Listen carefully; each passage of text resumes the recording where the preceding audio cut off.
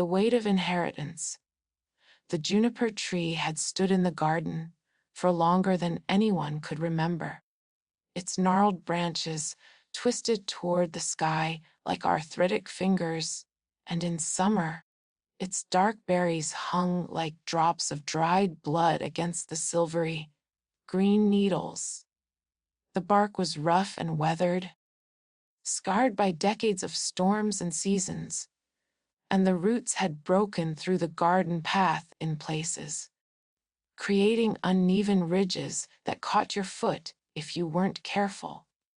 Margaret Ashford had planted it herself 40 years ago, when she and Thomas first bought the property, a rambling Victorian farmhouse on the outskirts of a dying mill town in upstate New York. The house had been a wreck then, with peeling paint and a sagging porch, but Margaret had seen its potential. She'd spent weekends stripping wallpaper, refinishing floors, turning the overgrown yard into something beautiful. The juniper tree was her first planting, a sapling she'd brought from her mother's garden in Pennsylvania. "It'll outlive us both," she'd told Thomas, patting the soil around its base. She'd been right about that, at least. Margaret died under that tree on a warm September afternoon, the kind where the light turns golden and heavy, where the air smells of dying leaves and approaching autumn. She'd been picking berries, standing on a small aluminum stepladder Thomas had warned her not to use. At 63, with osteoporosis already making her bones brittle as honeycomb, she should have known better. But Margaret had always been stubborn, had always insisted on doing things herself, her way. The stepladder wobbled. She reached too far, stretching for a cluster of berries just out of reach. And then she was falling, her arms pinwheeling uselessly, her body hitting the ground with a sound Thomas would hear in his nightmares for years to come. Her hip shattered on impact. Her head struck the exposed root she'd been meaning to cover with mulch, the one that jutted up from the ground like a bone breaking through skin. By the time Thomas found her 2 hours later, he'd been in his study, headphones on, working through tax season backlog. She was gone. Her eyes were open, staring up through the juniper branches at the September sky. Berry juice stained her fingers purple. Their son Daniel was 17 years old, a senior at the regional high school, when he came home to find police cars in the driveway and his father sitting on the porch steps, face in his hands, shoulders shaking with sobs. Thomas grieved the way men of his generation did, silently, grimly, throwing himself into work at the small accounting firm he'd run for 30 years. He arrived at the office before dawn and stayed until well after dark, losing himself in columns of numbers, in tax codes and balance sheets.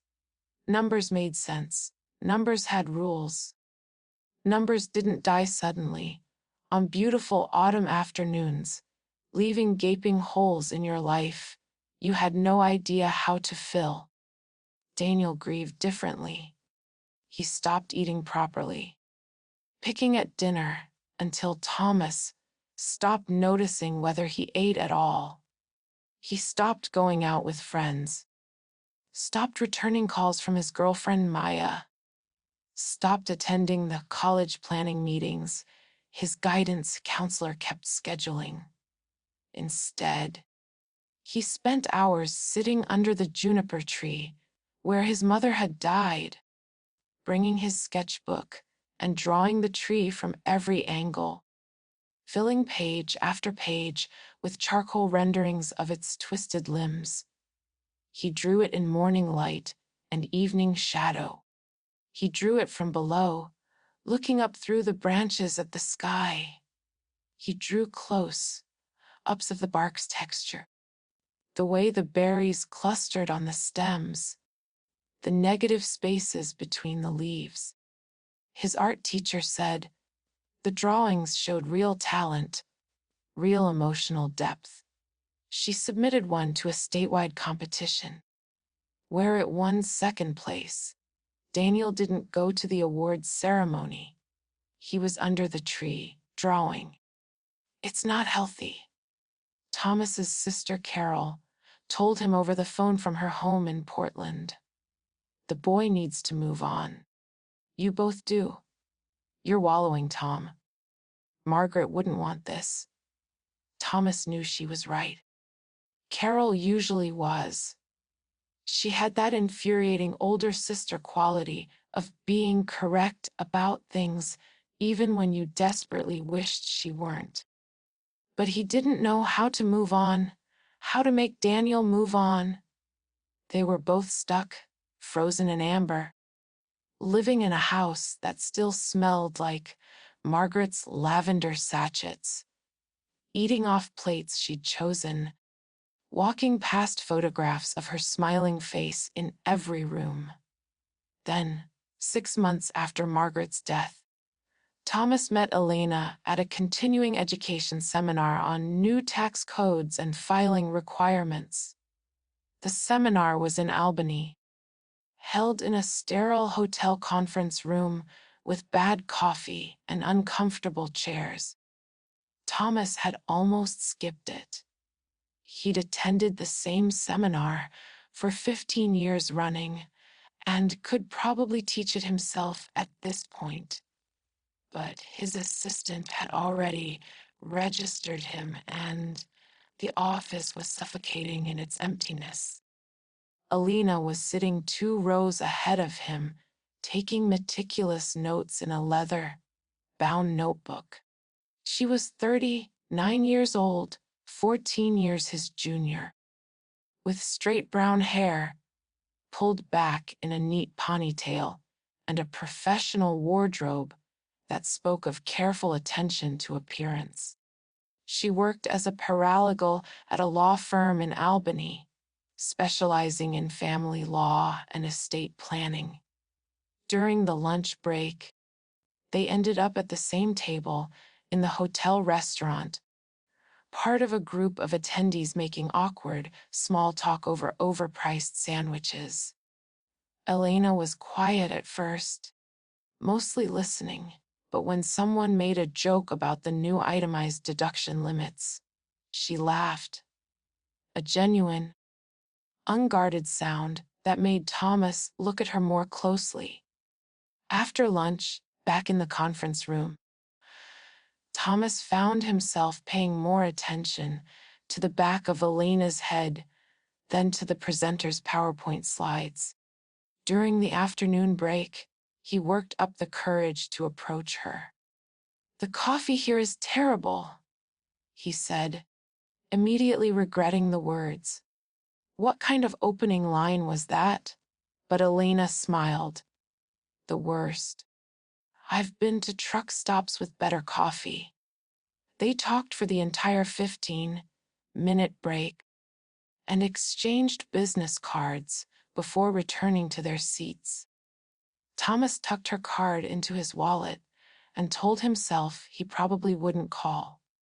He was 53 years old, recently widowed, with a grieving teenage son. He had no business starting something new. He called her 2 days later. Their first date was coffee at a cafe halfway between their towns. Thomas talked about Margaret.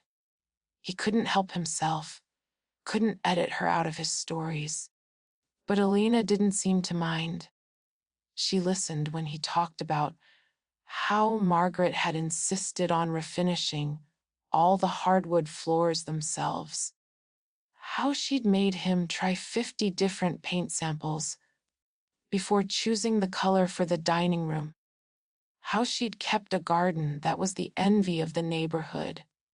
She sounds like she was an amazing woman, Elena said. You were lucky to have that time with her.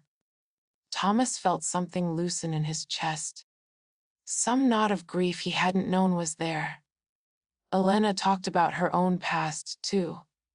She'd been married before, to a man named Rick, who'd seemed charming at first, but revealed himself to be controlling, then emotionally abusive, then physically violent.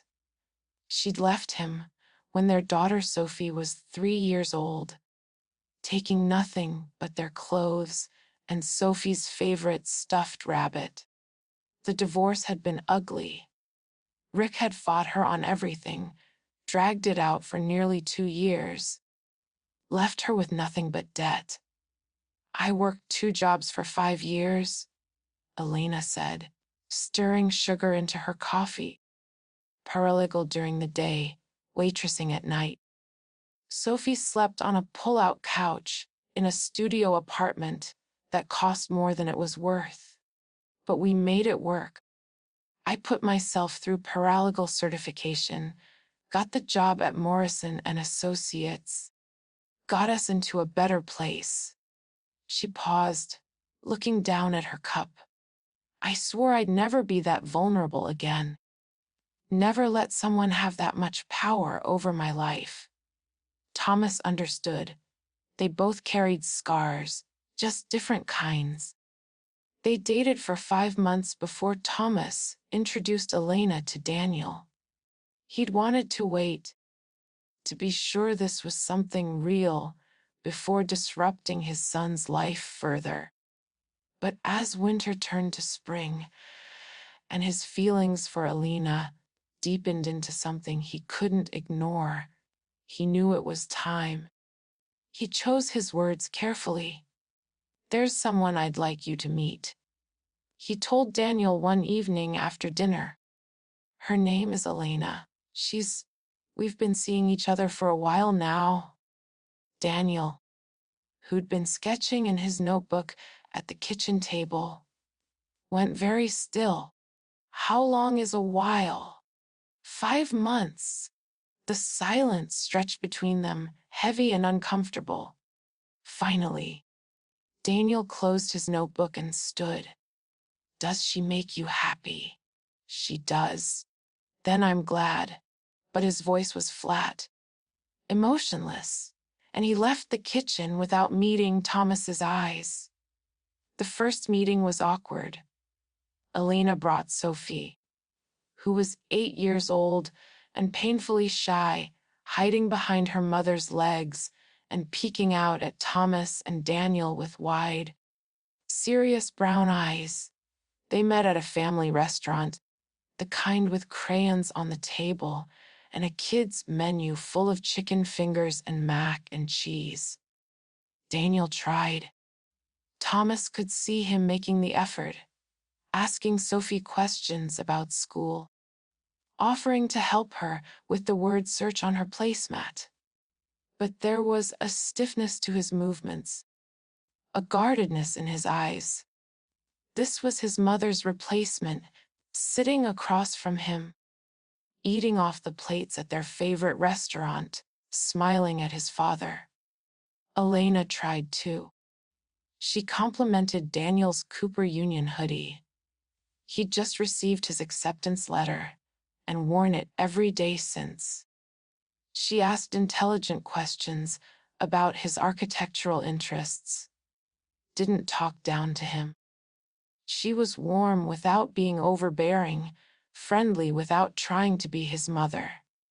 But Daniel remained distant, polite but cool. Sophie said almost nothing, just watched everything with those serious eyes, eating her chicken fingers, one small bite at a time. Thomas and Elena married 11 months later, on a mild April afternoon at the courthouse. The ceremony was brief and practical. Thomas in his good suit, Elena in a cream, colored dress she'd found on sale at Macy's. Carol flew in from Portland to serve as witness, along with Sophie, who wore a purple dress and clutched a small bouquet of daisies. Daniel didn't attend. He'd moved into the converted garage apartment behind the house 2 weeks before the wedding, claiming he needed space to focus on his college applications and art portfolio. He was 18 now, legally an adult, and Thomas couldn't force him. The truth was simpler than the excuse. Daniel couldn't stand to watch his father replace his mother so quickly. In his mind, 11 months wasn't enough time. A lifetime wouldn't have been enough time. Margaret had planted the juniper tree, had chosen every paint color, had made this house a home. And now this stranger was moving in, bringing her daughter, rearranging furniture, and replacing Margaret's things with her own. Alina moved into the house with Sophie, transforming the guest room into a bedroom for her daughter. She painted it pale yellow, hung curtains with butterflies, arranged Sophie's books on the shelf that had held Margaret's collection of first editions. She was careful not to change too much too quickly. She left Margaret's photos on the mantel, didn't touch the garden, kept the juniper tree exactly as it was, but changes crept in anyway. Different food in the refrigerator, different soap in the bathroom, different voices in the hallways. The house began to smell different. Elena's jasmine perfume instead of Margaret's lavender. Sophie's strawberry shampoo instead of silence. Sophie was 9 now, small for her age, with her mother's straight brown hair and a shy, watchful manner. She barely spoke the first few weeks, just observed everything with those wide, serious eyes that seemed too old for her face. She'd learned young to read the adults around her, to gauge moods, and adjust accordingly. Her father Rick had taught her that, in the years before Elena finally got them out. Daniel tried to be kind to her.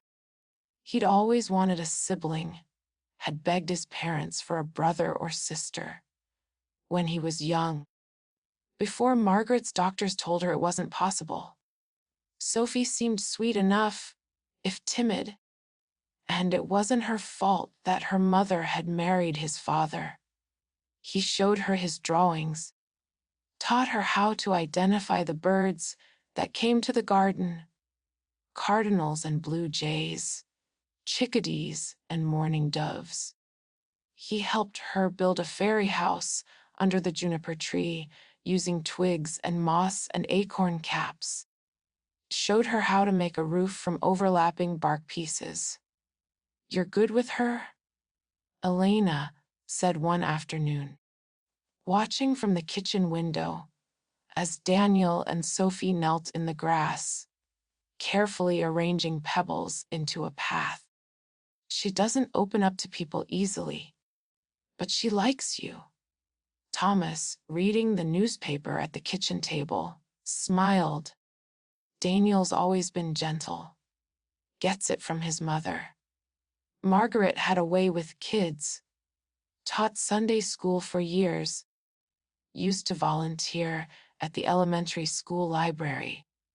Something flickered across Elena's face, too quick to read, before she turned back to chopping vegetables for dinner.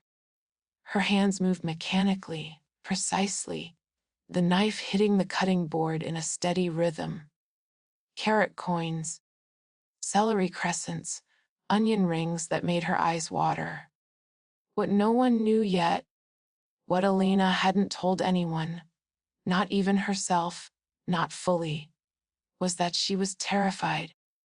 Terrified of losing this life she'd fought so hard to build. The nice house with the garden and the big kitchen. The stability, the safety, the knowledge that Sophie had her own room and enough food and wouldn't have to watch her mother work herself to exhaustion. Thomas's quiet decency, his gentle manner, the way he made her feel protected instead of controlled. It was everything she'd dreamed of during those years in the studio apartment. Those nights when she'd counted pennies to make rent, and Sophie had asked why they couldn't have the name brand cereal like other kids. But it was built on sand. Because Thomas's will, written long before Margaret's death and never updated, left everything to Daniel. The house that Margaret had lovingly restored, the business Thomas had built over 30 years, the modest investment portfolio Margaret had carefully constructed. Alina had seen the documents while organizing Thomas's files. He'd asked her to help him get his paperwork in order, and she'd found the will in a folder marked State Planning. She'd read it 3 times, standing in Thomas's study while he was at work, her hands shaking slightly as she held the pages. In the event of Thomas's death, Elena and Sophie would receive a monthly stipend from the estate, enough to live on, but barely. Daniel would inherit the bulk of everything once he turned 21. The house, the investments, the proceeds from selling the business when Thomas eventually retired. All of it would be Daniel's. He was already 18, 3 years. That's all that stood between Sophie having security and potentially being turned out once Daniel took control. Elena told herself she was being paranoid. Daniel was a good kid, quiet, thoughtful, kind to Sophie. He'd never turn them out. He'd let them stay in the house, would be fair about the money. But late at night, lying awake beside Thomas's sleeping form, listening to his steady breathing and the house settling around them, she couldn't shake the fear. She'd been poor before. Really poor. Not the genteel kind of poor where you cut coupons and skip vacations. She'd stood in line at food banks with Sophie in a stroller, chosen between paying the electricity bill and buying groceries, washed their clothes in the bathtub because she couldn't afford the laundromat. She would not go back to that.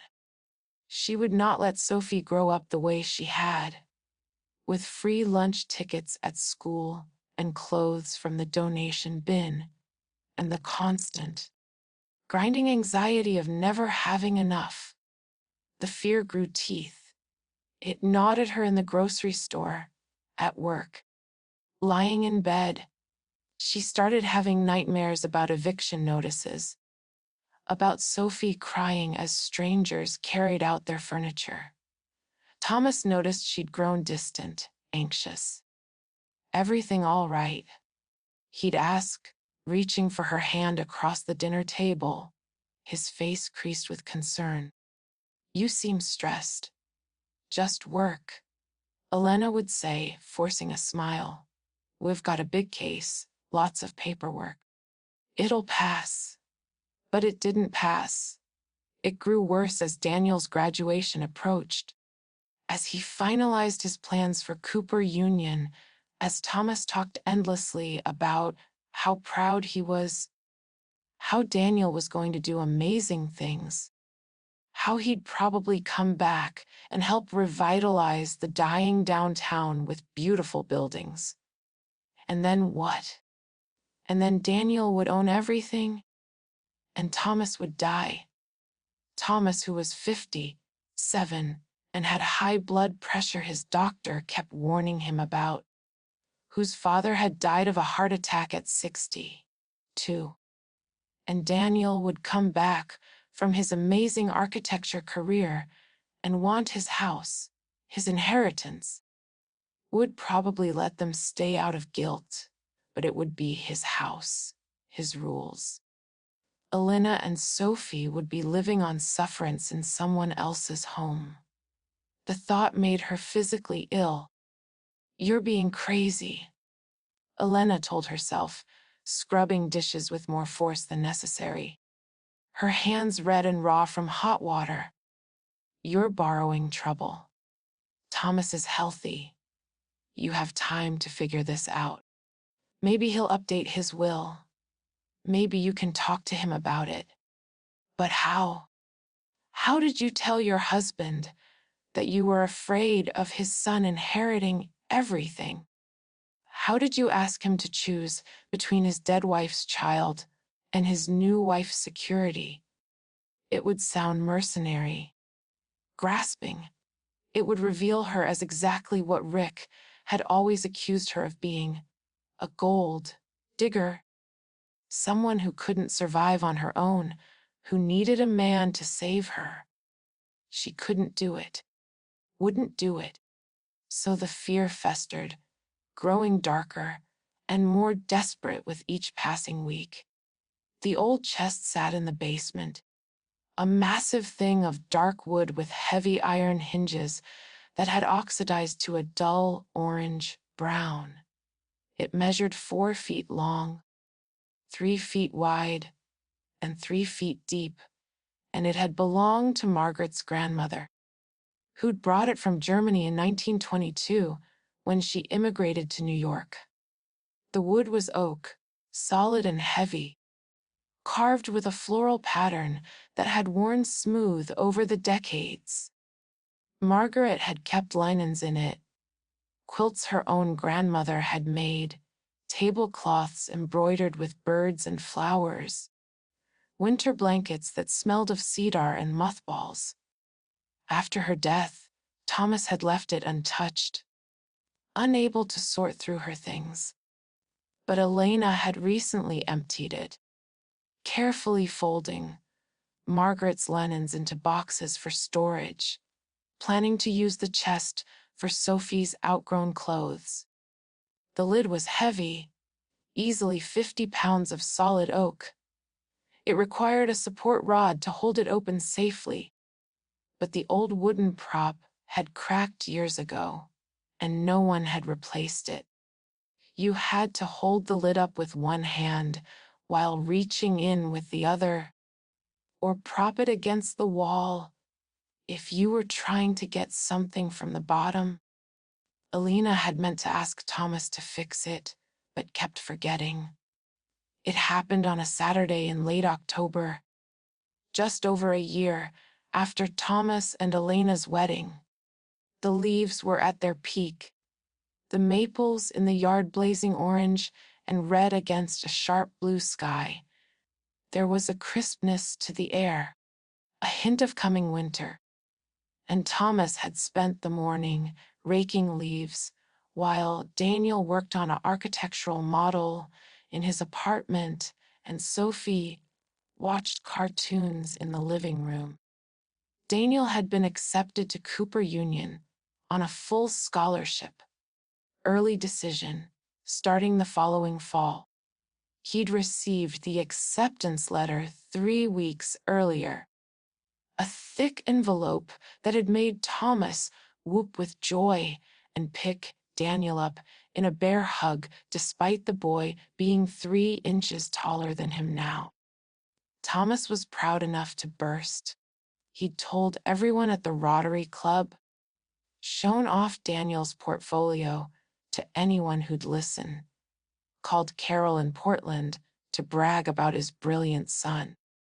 He'd already started planning visits to New York, talking about how he and Elena could make a weekend of it, see a show, visit museums.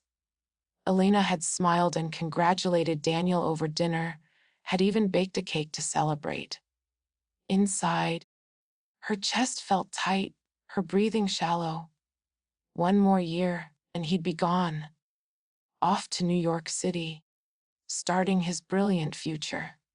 And when Thomas died, and he would die, everyone did, it was just a matter of when.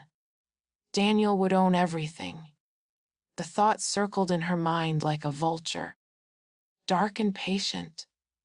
That Saturday afternoon, Thomas was raking leaves in the front yard, visible from the kitchen window. Sophie was in the living room, engrossed in some brightly colored cartoon about talking sea creatures. Daniel was in his apartment, working on his model for his final project at school, a proposed community center for the downtown area. Alina stood at the kitchen sink, washing lunch dishes, watching Thomas through the window.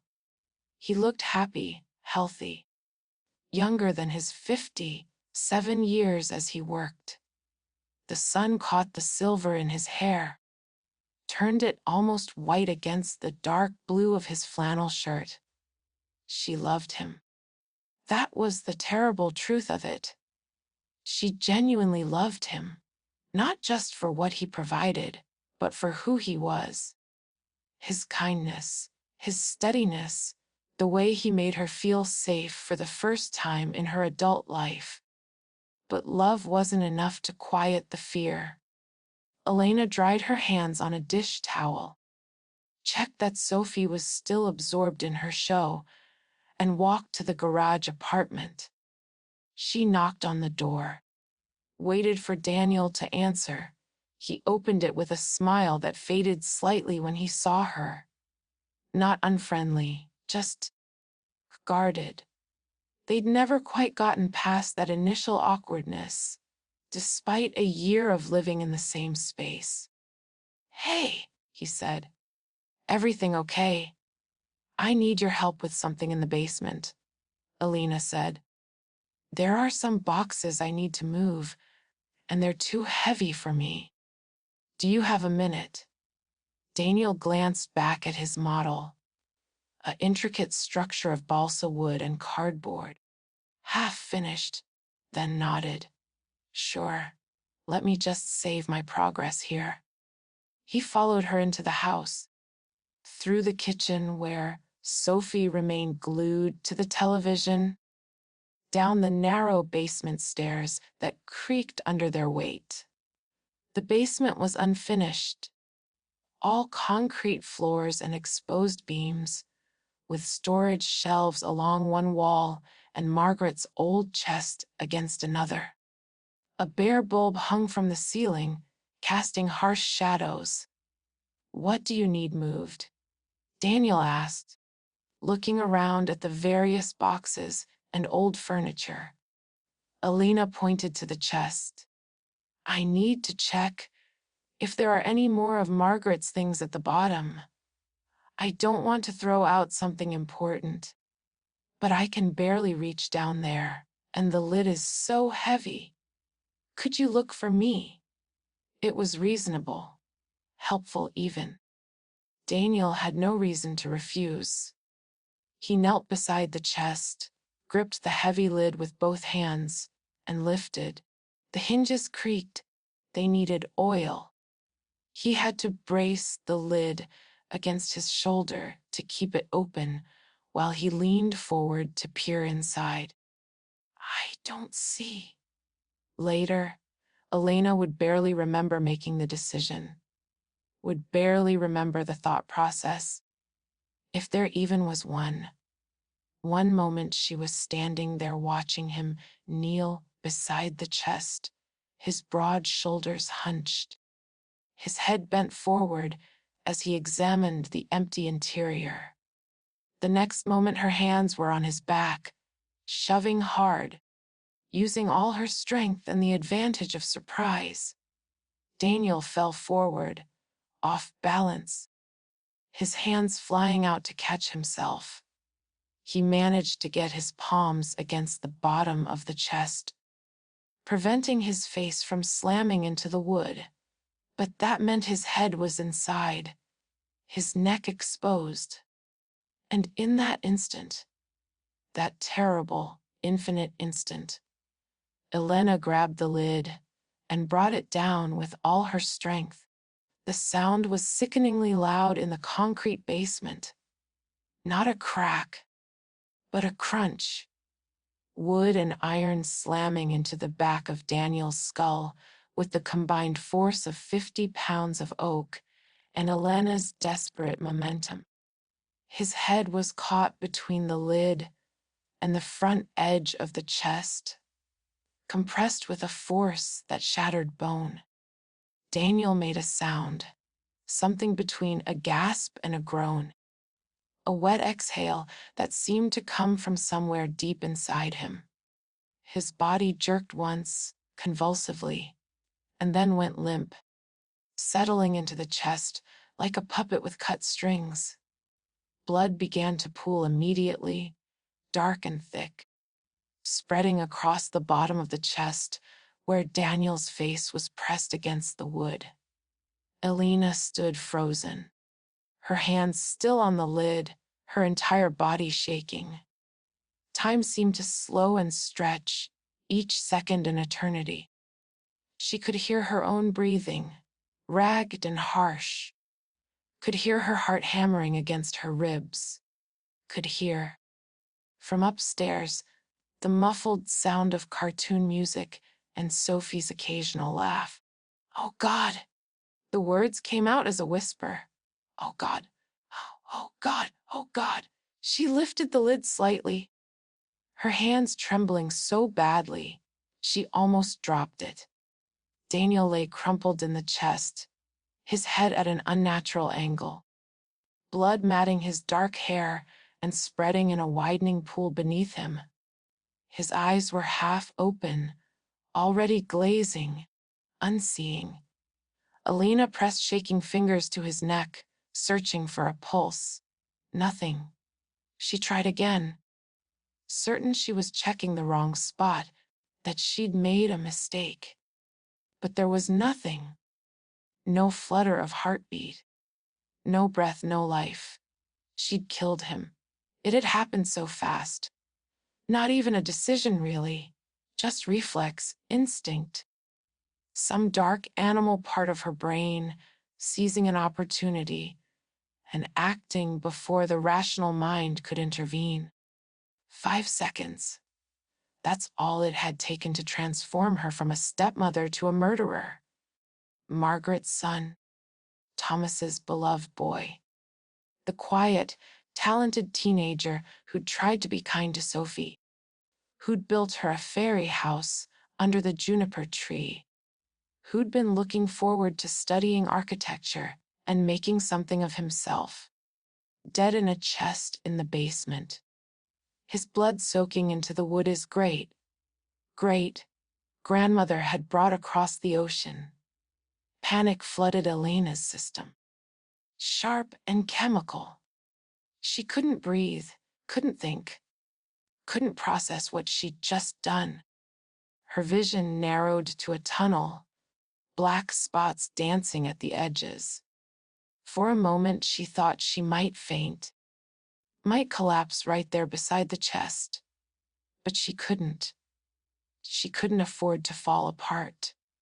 From upstairs, she could hear Thomas's rake scraping against the driveway. He was still working, still just feet away, completely unaware that his son was dead, that his wife was a murderer. They'd arrest her. She'd go to prison. Life in prison, probably, for premeditated murder.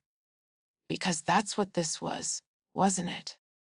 She'd lured him down here, had asked for his help specifically to get him in position. A jury would see right through any claims of accident or self-defense. And Sophie would grow up without a mother, would end up in foster care or with Elena's mother, who lived on disability in a trailer park and could barely take care of herself. Sophie would have nothing, would lose everything Elena had fought to build for her. No. She had to fix this, had to make this go away. The basement was cold, silent except for Elena's ragged breathing and the steady drip of blood hitting the chest's wooden bottom. Upstairs, SpongeBob's laugh track filtered through the floorboards, absurdly cheerful. The rake continued its steady scraping outside. Scratch, scratch, scratch against concrete. Alina forced herself to think past the panic, to plan. Daniel had been talking about going camping this weekend with friends. She'd heard him on the phone making plans. What if he'd left early? What if he'd decided to go on a hike and gotten lost? Kids went missing all the time in the Adirondacks. Hikers vanished, fell down ravines, got turned around in the woods. It was tragic, but it happened. But the body. She had to do something about the body. Alina spent the next hour in a state of dissociation, so complete that later, she'd have trouble remembering exactly what she'd done. She moved through the basement like a sleepwalker, gathering supplies from Thomas's workbench. Plastic sheeting, duct tape, cleaning supplies. She wiped down every surface she'd touched, sprayed bleach on the blood spatters, used paper towels to soak up the pool spreading across the chest's bottom. She closed the lid carefully, gently, as if Daniel might somehow still be alive in there, as if care mattered anymore. Then she went upstairs, checked that Sophie was still watching television, and joined Thomas in the front yard. "Need any help?" she asked, pleased that her voice sounded almost normal. Thomas smiled at her, wiping sweat from his forehead. "I'm almost done." "Where's Daniel?" "He got a call from his friend Jake," Elena said. The lie came easily, smoothly, like she'd practiced it. Something about a last-minute camping trip upstate. "He said he'd be back Sunday night." Thomas frowned slightly. "He didn't mention it to me." "You know how teenagers are. Probably forgot." Elena shrugged casual, like this was nothing unusual. "I told him to text you when he got there." "He should have asked first," Thomas said. But he didn't seem particularly concerned. Daniel was 18, practically an adult. The boy deserved some freedom before college, before the responsibilities of adult life closed in. Elena went back inside, climbed the stairs to her bedroom, and locked herself in the bathroom. She turned on the shower to mask the sound and vomited into the toilet until there was nothing left but bile and dry heaves. Her hands were shaking so badly she could barely flush. When she finally emerged, she found her phone and sent a text to herself from Daniel's phone, which she'd taken from his apartment. "Heading out with Jake and Marcus. Back Sunday night. Don't wait up." She read it 3 times, checking for any detail that might seem wrong, then saved it and powered down Daniel's phone. She'd get rid of it later, somewhere far from here. Dinner that night was surreal. Elena, Thomas, and Sophie sat at the kitchen table, eating the lasagna Elena had made, talking about normal things. Thomas's work, Sophie's upcoming spelling test, whether they should get a Christmas tree from the lot on Main Street or cut one themselves this year. Sophie was quieter than usual, picking at her food, glancing occasionally at Alina with those serious, watchful eyes. But she didn't say anything, and Elena told herself the girl couldn't possibly know. She'd been in the living room the whole time, absorbed in her cartoons. That night, Elena lay awake beside Thomas, listening to him sleep, and planned what she'd have to do next. Over the next 3 days, Elena did things she would have sworn, a week earlier, that she was incapable of doing. Things that would have made her vomit if she'd read about them in the newspaper, that would have made her turn off a movie in disgust. But Fear is a powerful motivator, and Elena was very, very afraid. Sunday night came and went with no Daniel. Elena expressed appropriate concern, suggested maybe the boys had decided to stay an extra day. Monday morning, she was more worried. Had Thomas tried calling? Maybe they should contact Jake's parents. Thomas called Jake's house. Jake's mother said the boys hadn't gone camping, that Jake had been home all weekend, helping his father build a deck. Thomas's face went white. He immediately called Daniel's phone, which went straight to voicemail. He called Daniel's other friends, his girlfriend Maya, anyone who might know where he was. Nobody had seen him since Friday. By Monday evening, Thomas was pacing the kitchen, his face drawn with worry. "We need to call the police." "Let's wait until morning," Elena said, rubbing his shoulders, her voice soothing.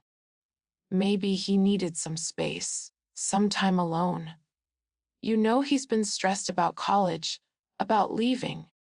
Sometimes teenagers do impulsive things. But Tuesday morning brought no word, and Thomas insisted on filing a missing persons report. Detective Morrison arrived at the house that afternoon. A wary man in his late 50s with salt and pepper hair and eyes that had seen too much.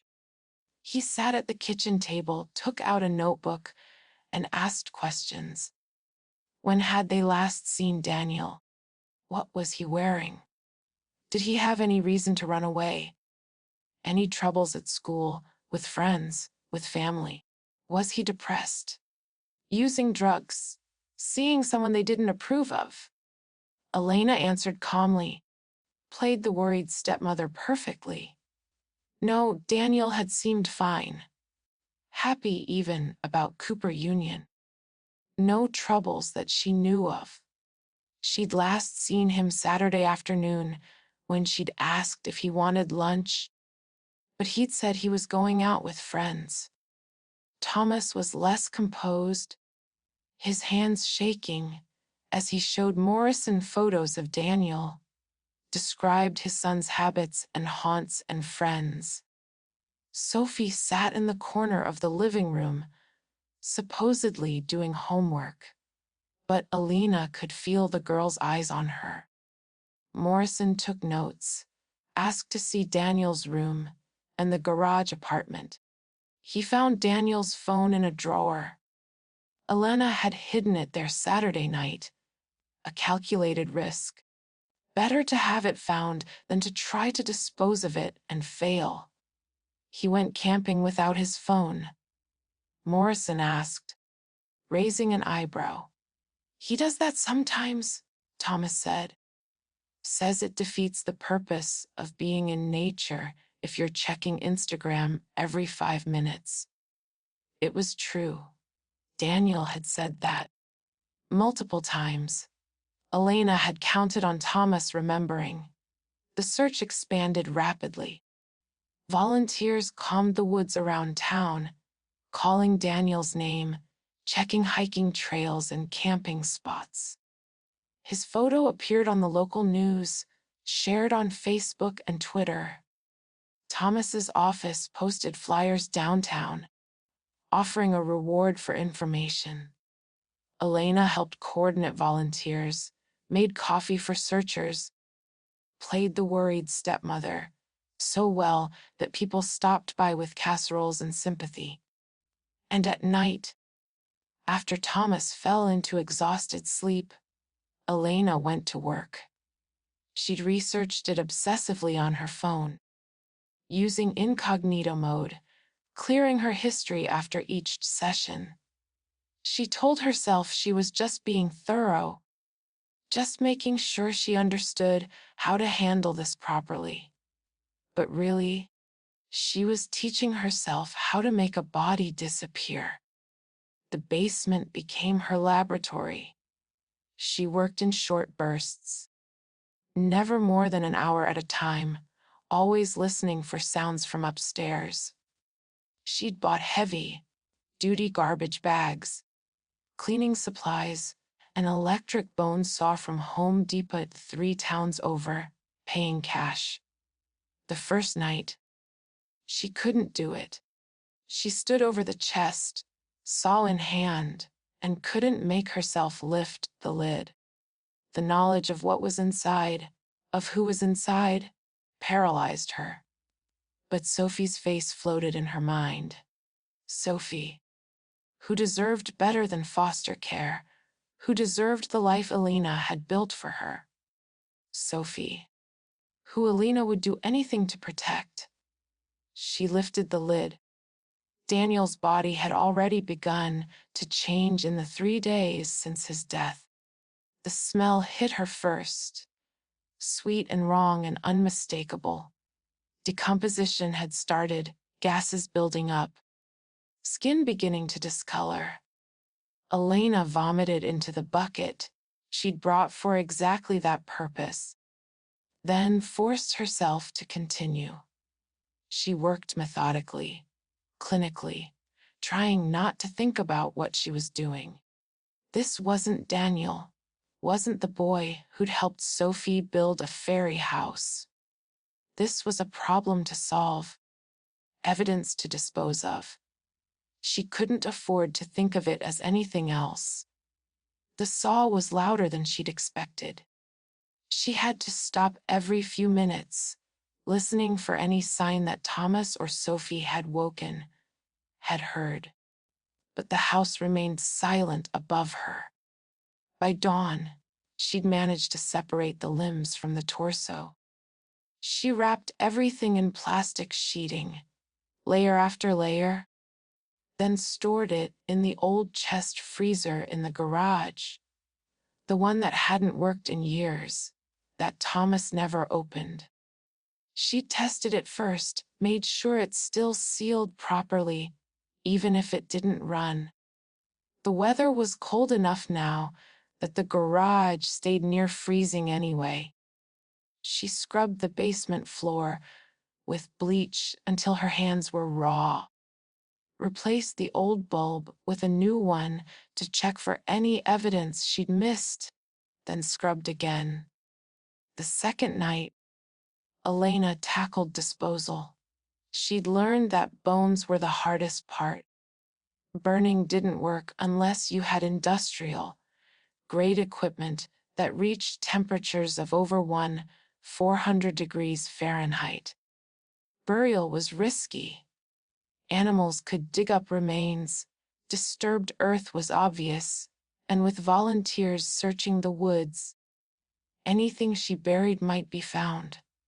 But cooking would soften bone, make it brittle enough to break down further. Combined with careful disposal in different locations, scattered across time, it could work. Elena had always been a good cook.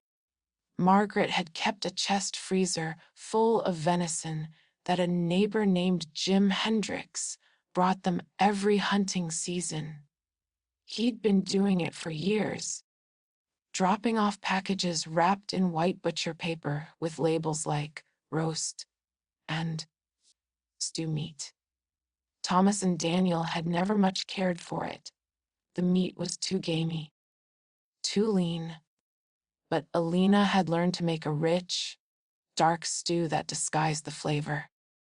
The chest freezer was in the mudroom, and it was still half, full of venison from last season. Alina stared at the wrapped packages, her mind working through the logistics. She told Thomas she was trying out a new recipe, something hearty for the cold weather coming on. Would he mind if she made a big batch? They could freeze portions for winter, and maybe it would help take his mind off worrying about Daniel. Thomas, distracted and hollow-eyed from 3 sleepless nights, barely looked up from his phone. He'd been calling Daniel's number obsessively, leaving voicemail after voicemail. "Sure, honey. Whatever you want. The third night was the worst. Alina stood at the stove at 3 in the morning, tending a large pot of what looked like rich beef stew. The smell was wrong. Too heavy. Too rich. Something fundamentally off about it that made her gag. But she added more wine, more herbs, more aromatics until it smelled almost right. She'd taken some of Daniel's smaller bones from the garage freezer, the ones that would soften most easily. She'd broken them down further, with a hammer wrapped in a towel to muffle the sound, then added them to the pot, along with actual venison from Margaret's freezer. As it cooked, she stood at the sink and vomited. Then she returned to stirring the pot, adding vegetables, tasting and adjusting seasonings like this was any other meal. When it was done, she portioned it into containers. Some went into the freezer. Actual venison stew she'd made separately, in case anyone questioned why she'd cooked so much. The rest went into garbage bags, sealed carefully, ready for disposal. But she kept 2 portions aside. She served them for dinner the next night. Thomas ate 3 bowls. "This is delicious," he said, managing his first real smile in days. "You should make this more often. It's the best venison stew you've ever made." Sophie pushed hers around her plate, barely eating. Her eyes met Alina's across the table, and something passed between them. Recognition, horror, knowledge. But she didn't say anything. Elena excused herself after dinner, went to the bathroom, and vomited until she thought she might turn inside out. The disposal took 2 weeks. Alina scattered Daniel's remains across 3 counties, some in dumpsters behind shopping centers, some in the river that ran through the state park 20 miles away, some buried in shallow holes in the woods where hikers rarely ventured. She drove at night, when Sophie was asleep and Thomas was passed out from exhaustion and grief. She varied her routes, never used the same location twice, paid cash for gas so there'd be no electronic trail of her movements. The largest portions, the torso, the skull, she saved for last. Those required more extensive preparation, more time in the pot. By the end, Elena couldn't look at the stove without her stomach turning. She gave up eating meat entirely, claimed she was trying a vegetarian diet for health reasons. Thomas barely noticed. He'd aged 10 years in 2 weeks, his face drawn and gray, his shoulders stooping under the weight of not knowing what had happened to his son. The police investigation expanded. Detective Morrison and his team interviewed everyone at Daniel's school, his friends, his girlfriend Maya. They checked his bank account. No activity. His phone records. The last location had been at home.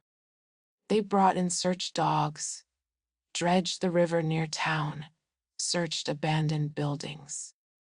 But there was no body.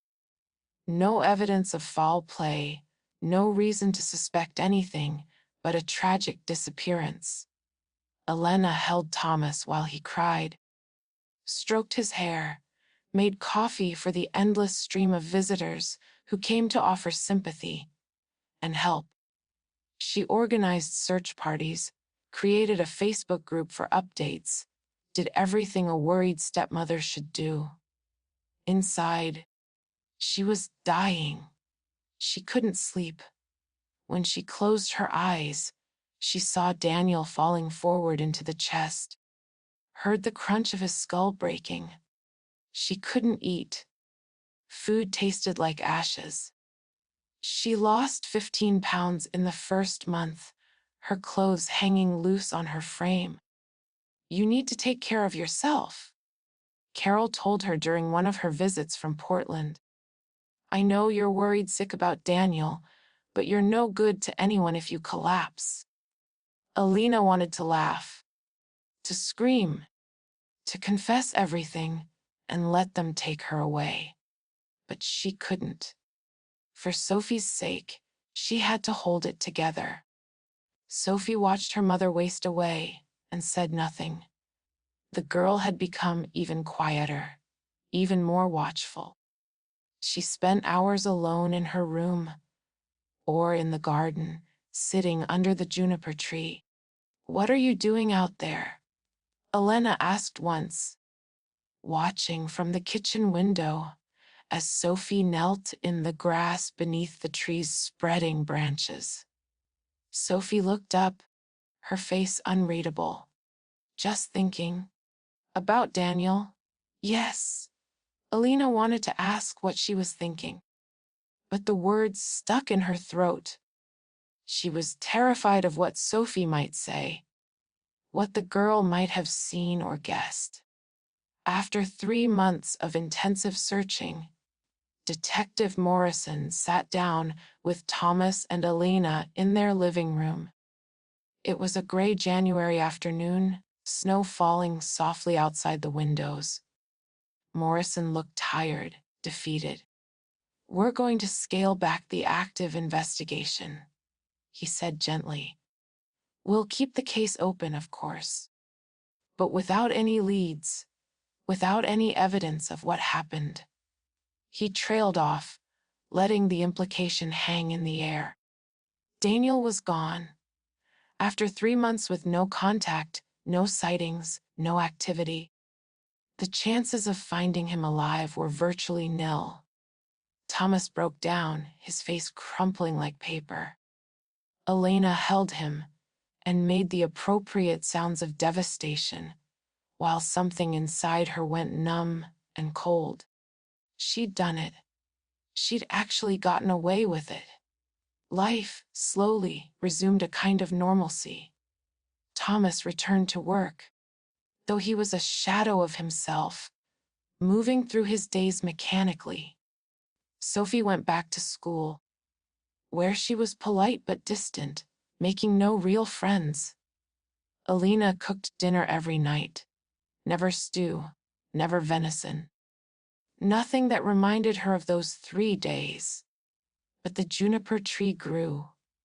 It had always been large, but now it seemed to explode with new growth. By spring, its branches had spread another 6 feet in every direction, casting deep shadows across the garden. The berries came in thick and heavy, more than Elena had ever seen, hanging in dark clusters that looked almost black in certain light. Sophie spent hours under the tree. She'd bring books, her homework, sometimes just sit with her back against the rough bark. When Elena asked what she was doing, Sophie would say, "Keeping Daniel company." The words sent ice down Elena's spine every time. But what could she say? How could she forbid it without raising suspicion? So she watched from the kitchen window as Sophie sat beneath the juniper tree, day after day, her lips sometimes moving like she was talking to someone Elena couldn't see. Thomas noticed too. "Do you think we should take her to a counselor?" he asked one evening. "It's been 6 months. She's still spending all her time under that tree." "Maybe it's her way of grieving," Elena said. "Of dealing with what happened." Thomas frowned. But she barely knew Daniel. They only lived together for a year. "Sometimes that's enough," Elena said, and thought, if only you knew. The first anniversary of Daniel's disappearance came and went. Thomas held a memorial service at the church, invited everyone who'd known Daniel. He set up a scholarship fund in Daniel's name for students pursuing architecture. He planted a small tree in the town square with a plaque, "In memory of Daniel Ashford, 2007-225. Forever in our hearts." Elena attended the memorial, accepted condolences, pretended to grieve for a boy she'd killed. And somehow, impossibly, life went on. 3 years passed. Thomas died of a massive heart attack one evening in April, sitting in his favorite armchair reading the newspaper. He was 60 years old. Sophie, home from school, found him slumped in the chair, the paper still clutched in his hands, his face peaceful. The paramedics said it had been quick, that he probably hadn't felt any pain. That was something, at least. The obituary mentioned his beloved, missing son Daniel, the tragedy that had marked his final years.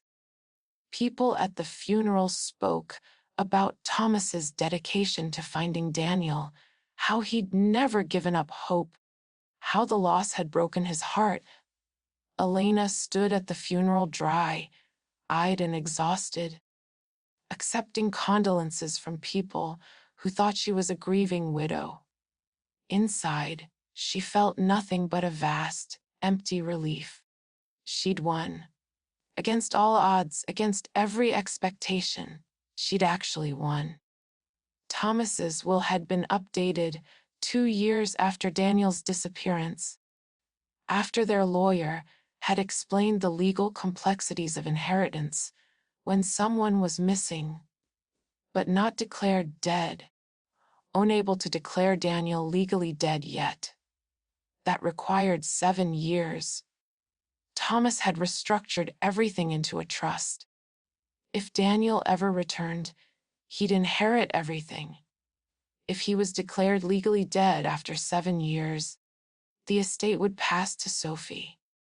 In the meantime, Elena had full control of the house, of the investments, of everything Thomas had built. She didn't have to worry about eviction, about poverty, about Sophie losing her home. They were secure, safe, provided for.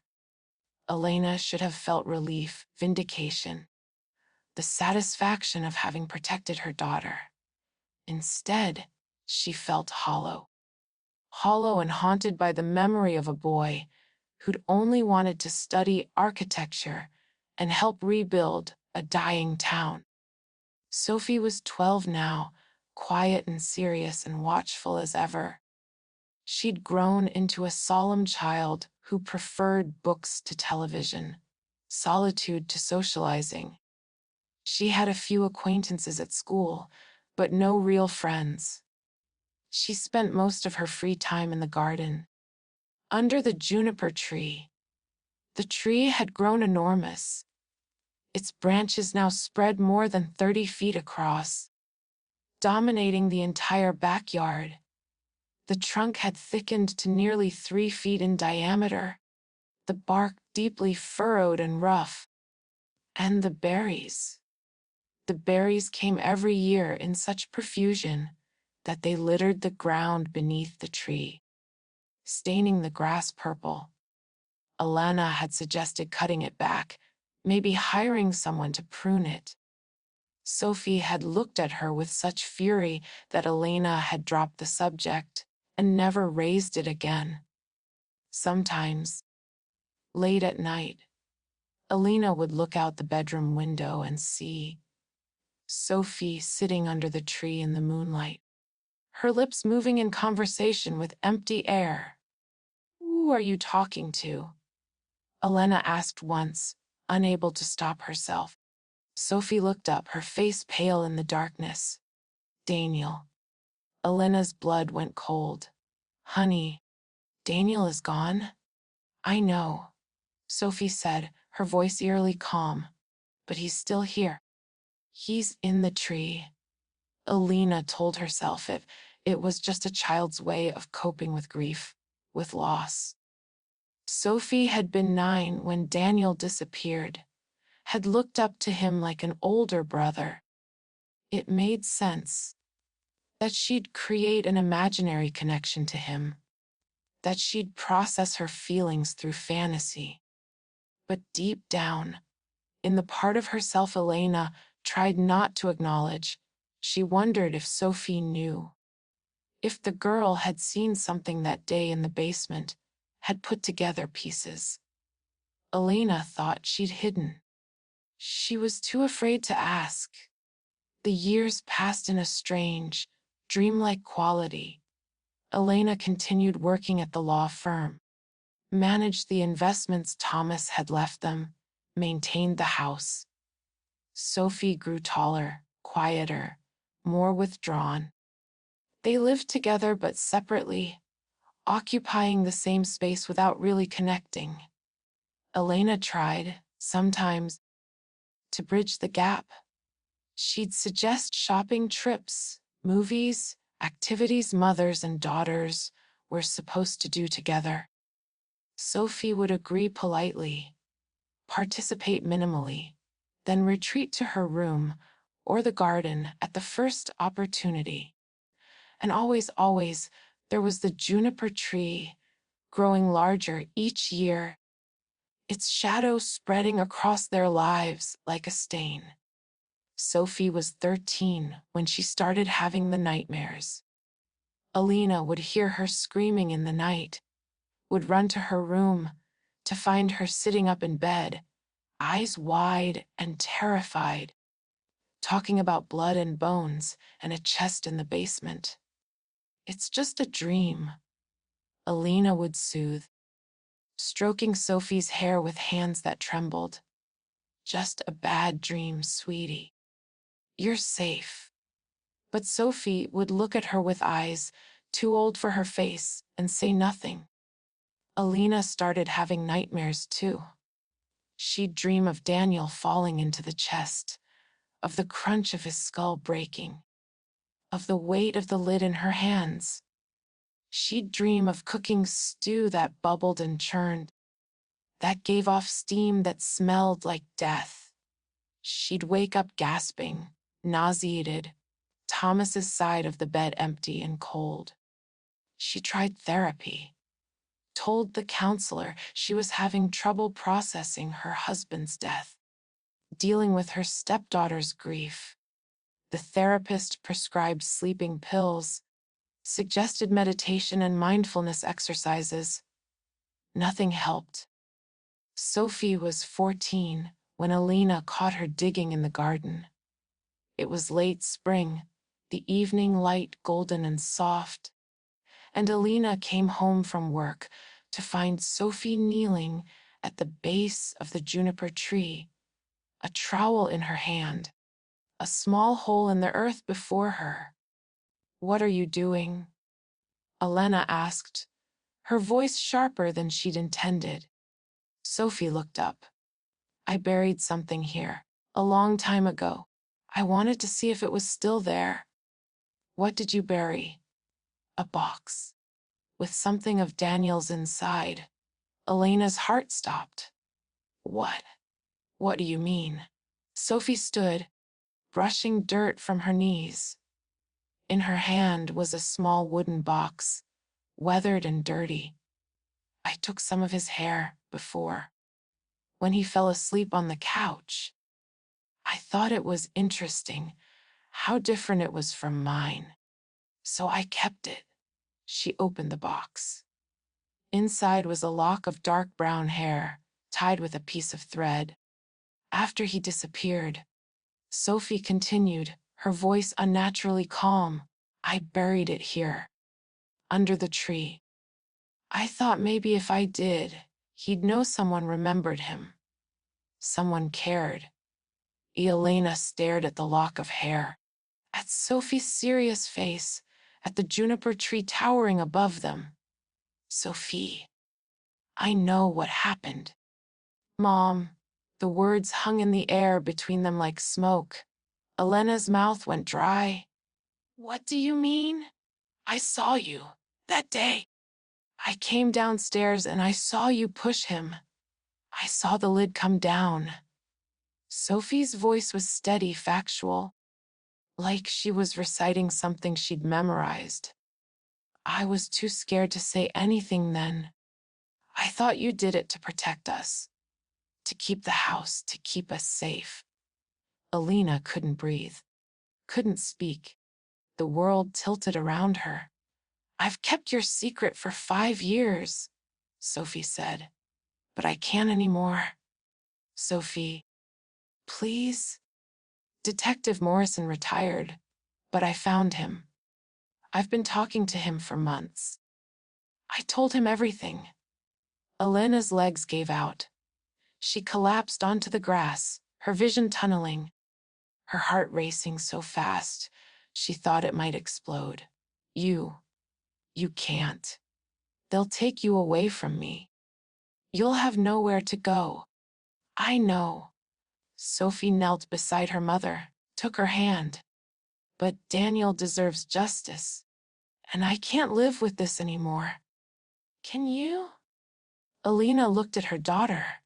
This serious, watchful child who'd grown up too fast, who'd carried a terrible secret for 5 years, who'd chosen truth over safety.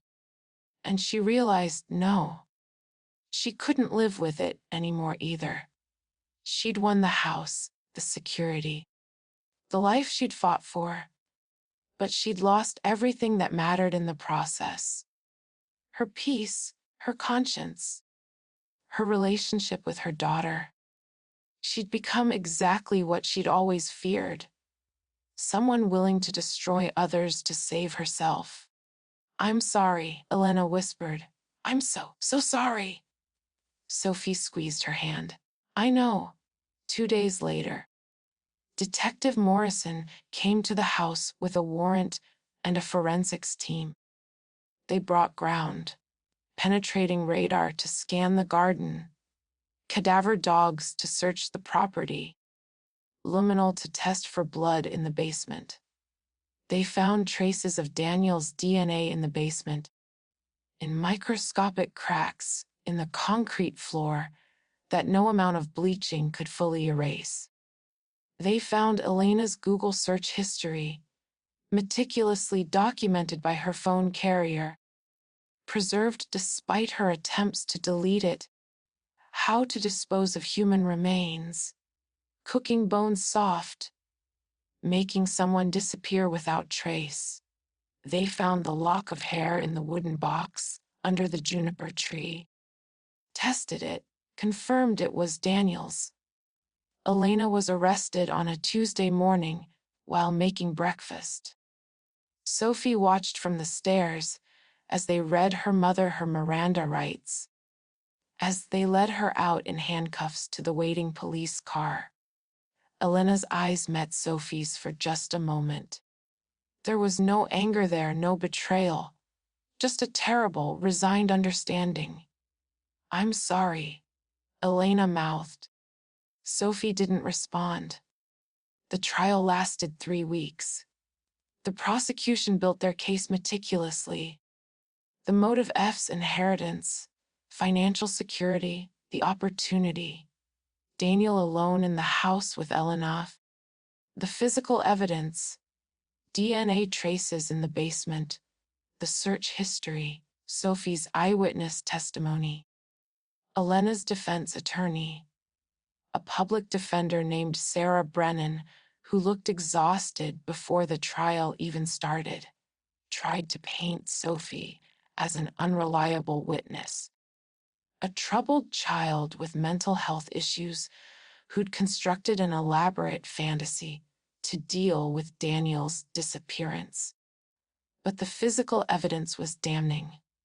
The DNA traces that matched Daniel's profile, the Google searches made from Elena's phone, the timeline that fit perfectly with Sophie's account, and Sophie herself, testifying for 6 hours over 2 days, her voice steady and clear as she described what she'd seen that Saturday afternoon 5 years ago.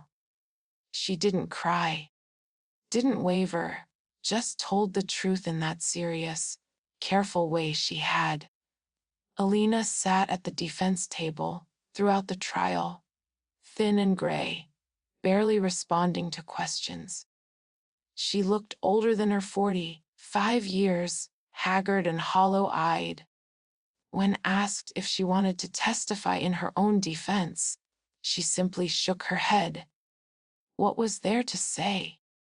That she'd been afraid, that she'd wanted to protect her daughter, that fear had driven her to murder, to dismemberment, to feeding a man his own son's flesh.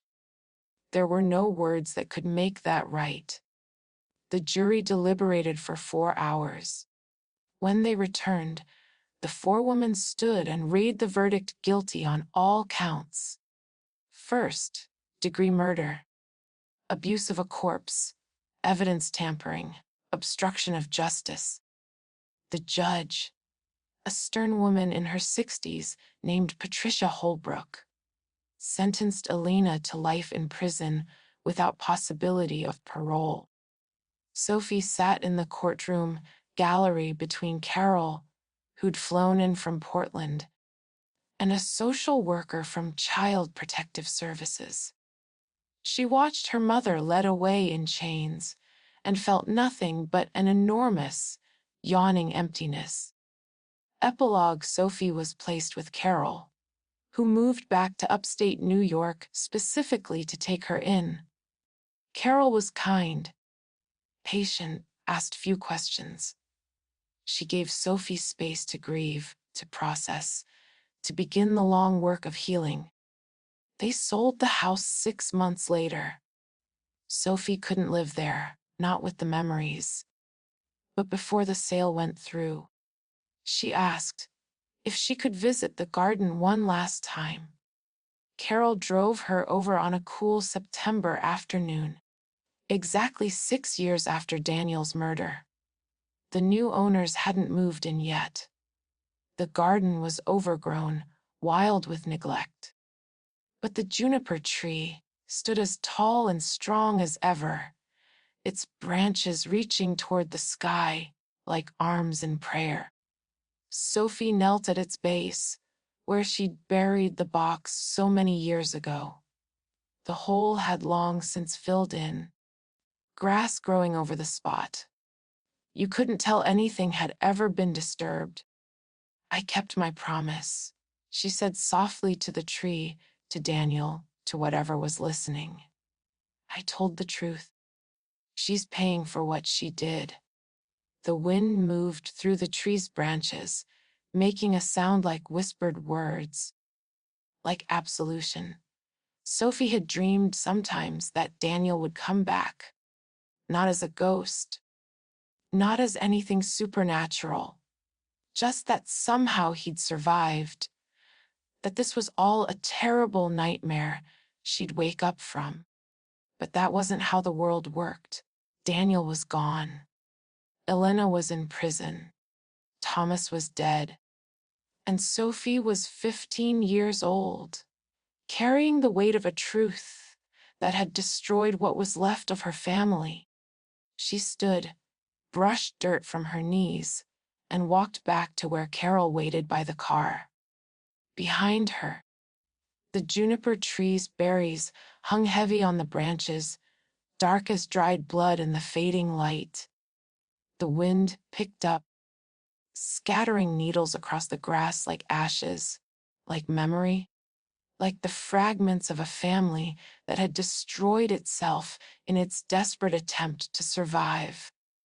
Sophie never looked back. She would go on to study criminal psychology in college, would become a victim's advocate and therapist specializing in trauma. She would spend her life helping people who'd witnessed things no one should see, children who'd carried secrets too heavy for small shoulders. She would visit her mother in prison once a year. On the anniversary of Daniel's death, they would sit across from each other in the visiting room, separated by scratched plexiglass, and talk about small things.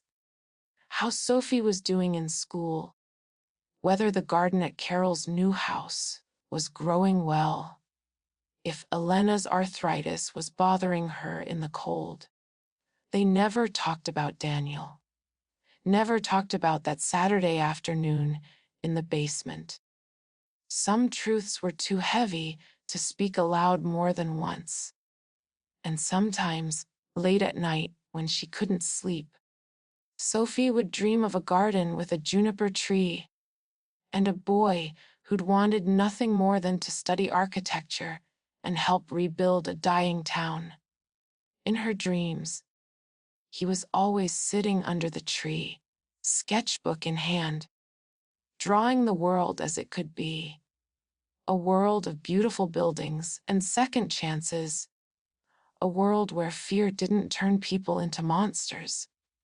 In her dreams, she could tell him she was sorry, that she wished she'd been brave enough to speak up sooner, to save him instead of just avenging him.